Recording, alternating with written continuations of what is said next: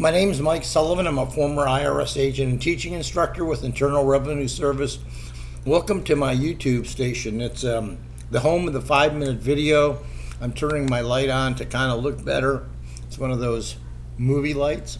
It doesn't make me look better, but it brightens up the screen for you. I've worked at IRS for a decade. I've been in private practice for 4 decades. And I have built this channel for 3 reasons: to educate you, to give you insider stuff that a former IRS agent would know and other people wouldn't, and to make sure you don't get ripped off by other people, especially in the offer and compromise debt settlement. A lot of people have all these fancy backgrounds. I'm just at home, just knocking these things out, kind of overlooking Fort Lauderdale and the beach area, which I really love. I've lived down here a long time. Anyway, I have a whole team of former IRS agents. We can represent you in any matter. You can find me in the description section below. I've worked about 10,000 cases.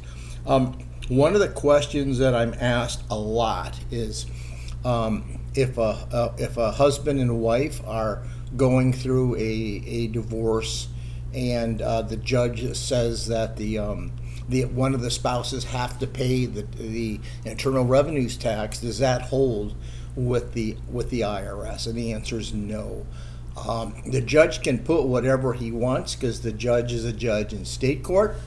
However,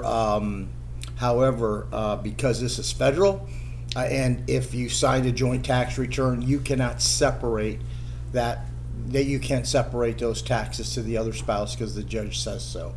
So if you filed a joint tax return with your husband and you have a divorce decree there, and that divorce decree says, once again, one person is responsible for the tax, that means nothing in the eyes of IRS. IRS is going to pursue.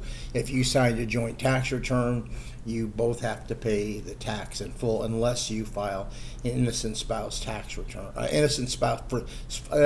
File for innocent spouse tax relief, and that's another story in itself. I think I have a video on it. I don't know, made it a long time ago.